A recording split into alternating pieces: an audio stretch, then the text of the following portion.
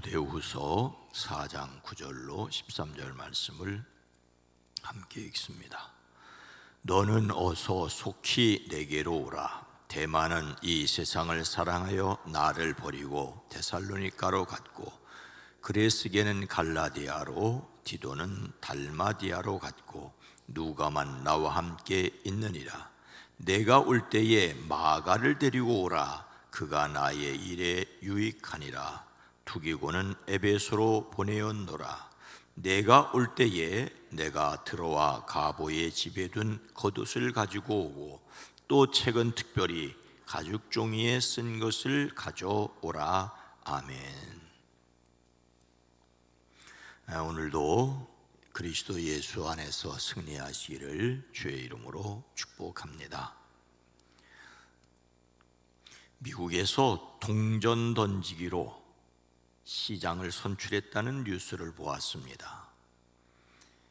21일 워싱턴 포스트지에 따르면 지난 17일 노스캐롤라이나주의 멀로시의 시장 선거 개표 결과랍니다. 미국 노스캐롤라이나 멀로시는 인구가 3만 5천 명 정도의 작은 도시인데, 시장을 뽑는 선거에 3,551명이 투표를 했습니다.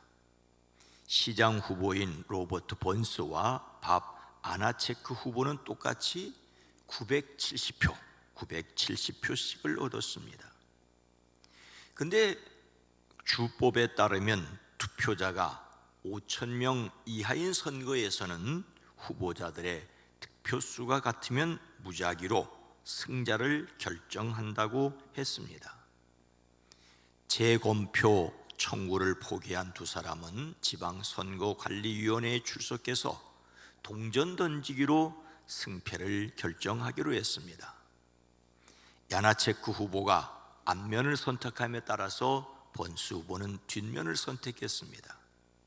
선거관리위원이 1달러짜리 동전을 던진 결과 뒷면이 위쪽으로 땅에 떨어졌기에 번스 후보가 새 시장으로 선출되었습니다. 사업가 출신인 그는 앞으로 2년간 멀로 시장직을 맡게 되었습니다. 그는 세상에서 가장 오래 걸린 동전 던지기로 느껴졌다라고 소감을 전했습니다. 그리고 또 말하기를, 작은 선거에서는 한 표가 이처럼 소중하다라며 시민들이 투표소에 나와야 하는 이유라고 덧붙였습니다. 낙선한 야나체크는 선거에서 진 것이 아니라 동전 던지기에서 졌다라고 아쉬움을 드러내면서도 규칙은 규칙이라고 결과에 승복을 했습니다. 미국 선거에서 무작위 선택 방법으로 승패가 갈리는 것은 이번이 처음은 아니라고 합니다. 지난해 아이다호주와 켄터키주 등에서 투표수가 똑같아 동전 던지기로 하였다고 합니다.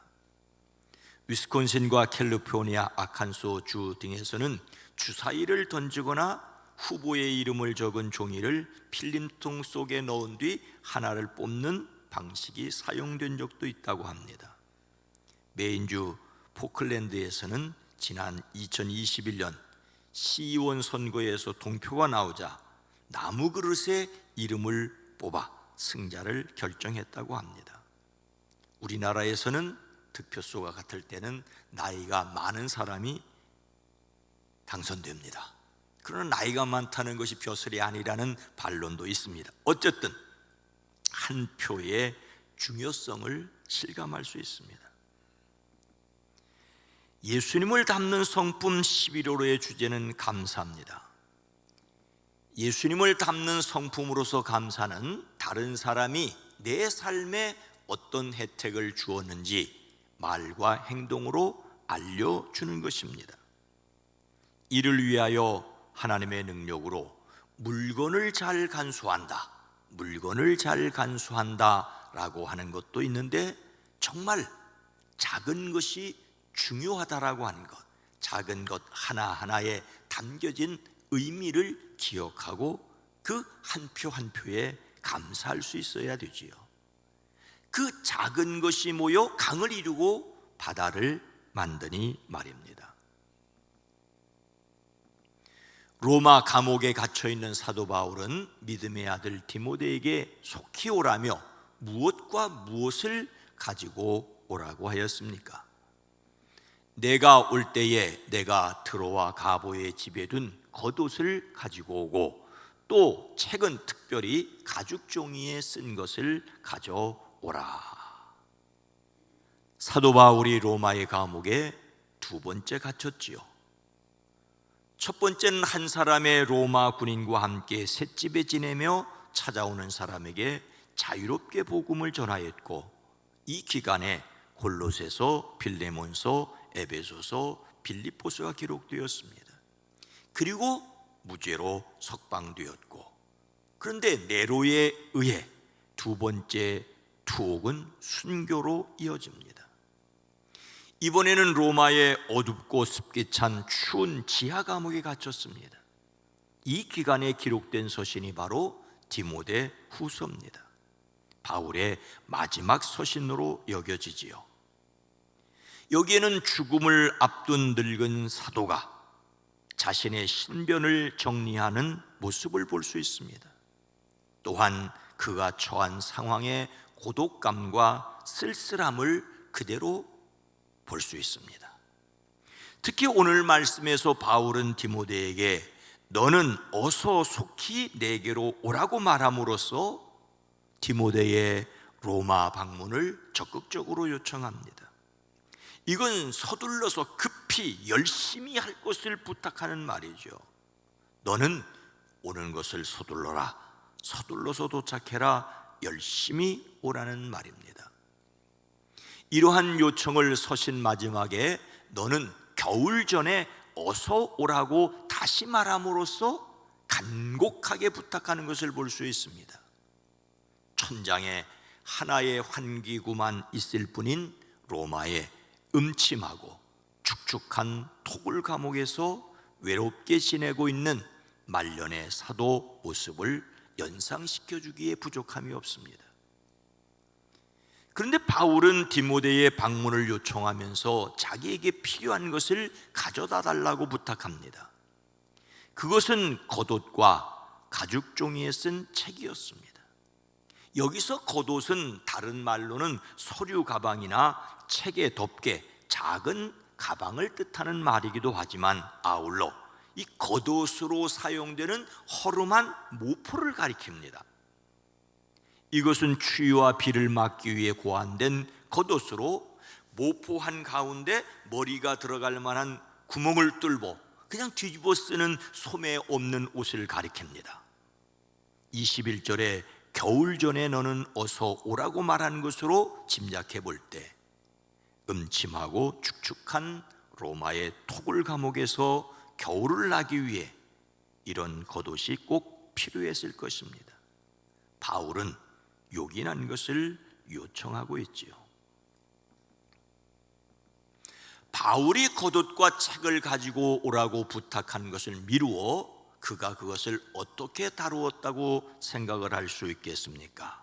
다시 13절 말씀을 보면 내가 올 때에 내가 트로아 가보의 집에 둔 겉옷을 가지고 오고 또 책은 특별히 가죽 종이에 쓴 것을 가져오라. 바울은 디모데에게 가지고 오라고 말한 것이 무엇인지를 분명하게 말합니다. 그것은 내가 트로아 가보의 집에 둔 겉옷이라고 말하고 있습니다. 가보라는 사람의 이름은 여기에만 등장하기에 더 이상의 정보를 알 수 없지만 드로아에 살고 있는 사람으로서 그곳에 온 바울을 통하여 복음을 듣고 바울을 자기 집에 모셨던 사람일 것입니다. 그런데 그곳에서 바울은 아마도 여름이었기에 더 이상 그런 외투가 필요하지 않기 때문에 맡겨두었고 이제 겨울을 맞을 준비를 하면서 그것이 필요해서 찾는 것을 볼 수 있습니다. 겉옷으로 사용된 허름한 모포, 겉옷으로 사용된 허름한 모포, 이 하나도 소홀히 하지 않은 것을 볼 수 있습니다. 잘 간직하라고 하였으니 맡겨둔 것을 찾아오라고 부탁하는 것일 것입니다. 바울은 또 하나 책들, 특히 양피지에 쓴 것을 가져오라고 하였습니다. 이것이 어떤 내용인지는 확실히 알 수 없습니다.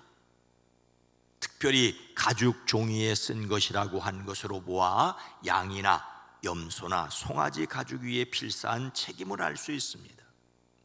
어떤 학자들은 이 책이 바울의 로마 시민권 증명서라고 보기도 하고, 또 어떤 분들은 헬라어 구약 성경 또는 예수님의 말씀을 기록한 것으로 보는데, 그 내용은 알 수 없고 귀중한 내용의 책임이 틀림이 없습니다.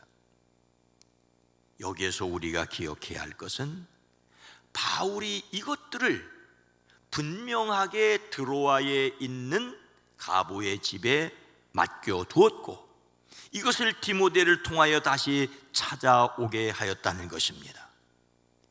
그냥 흘려놓은 것을 찾아오라는 것이 아님을 알 수 있죠. 바울이 그런 것들을 매우 소중히 다루었다는 것을 짐작할 수 있습니다. 언제 그것이 다시 필요할지 모르는 작은 물건들에 대하여도 귀중하게 여겼고, 그것을 다시 찾을 때에 위하여 맡겨두었다는 것입니다. 그리고 다시 필요하게 되자 그것을 찾아오라고 하였습니다. 우리는 사도 바울을 통하여 하나님께서 그를 통하여 전하신 복음의 내용뿐만 아니라 바울의 생활 태도에서도 배워야 할 것을 배워야 합니다.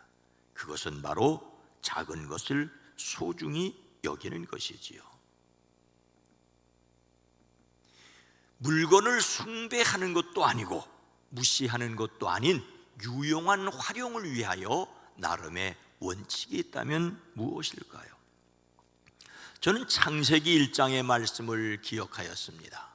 하나님이 이르시되 우리의 형상을 따라 우리의 모양대로 우리가 사람을 만들고 그들로 바다의 물고기와 하늘의 새와 가축과 온 땅과 땅에 기는 모든 것을 다스리게 하자 하시고, 하나님께서 사람을 창조하시고 그들로 하여금 모든 것들을 다스리게 하자고 하셨습니다.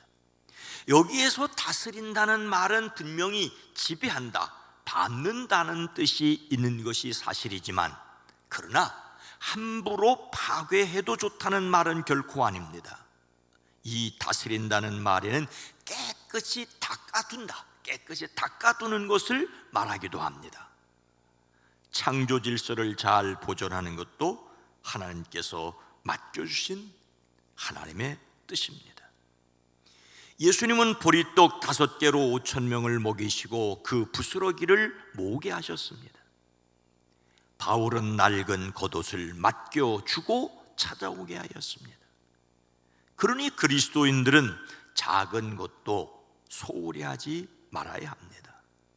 작은 것을 소홀히 하지 말아야 하는 것은 그것에 깃든 사랑과 사연이 있고, 그래서 그 사람에게 고마움을 갖기 위해서일 것입니다. 하늘에서 내리는 만나라도 불평할 수 있지만 작은 보리떡이라도 감사하면 기적의 도구가 될 수 있습니다. 물건 그 자체를 숭배해서는 안 됩니다. 하지만 작은 것이라고 무시해서도 안 됩니다. 잘 활용하기 위해서 그 의미를 생각하고 유용하게 사용해가는, 그리고 감사할 줄 아는 사람들이 되어지기를 주의 이름으로 축원합니다. 거룩하신 하나님, 자비로우신 주님, 하나님께서 만드시고 사람들에게 맡겨주시며 잘 다스리라고 했는데 지배하는 데만 관심이 쏠렸고 욕심대로 너무 해치고 함부로 사용하기에 이르러 자연이 신음하고 있는 것을 우리가 보게 됩니다. 하나님, 작은 것이라도 소홀히 여기지 않는 그것에 깃든 사랑과 사람들의 마음을 헤아리는, 무엇보다도 주님의 섭리와 은총을 기억하는 저희들이 되어지게 하옵소서. 오늘 한날도 사랑하는 성도들의 가정과 일터를 복되게 하시고 한 주간을 마무리하는 사업장 은혜롭게 하옵소서. 주님, 이제 우리 교회는 한 해를 마감하고 한 해를 준비하게 됩니다. 다음 주일 2023년도 회계년도 마지막 주일을 맞게 됩니다. 여기까지 도우신 것을 감사하고 이제 당회로 모이고 구역회로 모이는 모든 준비와 진행이 은혜롭게 하옵소서. 성령 하나님, 우리에게 주신 모든 것이 은혜임을 고백합니다. 하나님께서 은혜로 베푸신 것을 하나님의 뜻대로 잘 관리하는 저희들 되어지게 하옵소서. 오늘 한날도 승리하게 하옵소서. 특별히 이 나라 대한민국 이 한반도의 평화를 지켜 주시옵소서. 예수님의 이름으로 간절히 기도드리옵나이다. 아멘. 오늘 말씀을 생각하며 작은 것이라도 함부로 대하지 않게 하옵소서. 작은 것이라고 함부로 대하지 않게, 모든 것을 소중히 여기고 잘 관리하게, 하나님의 창조 세계를 파괴하지 않도록 이 한반도의 평화를 위해서 기도합니다.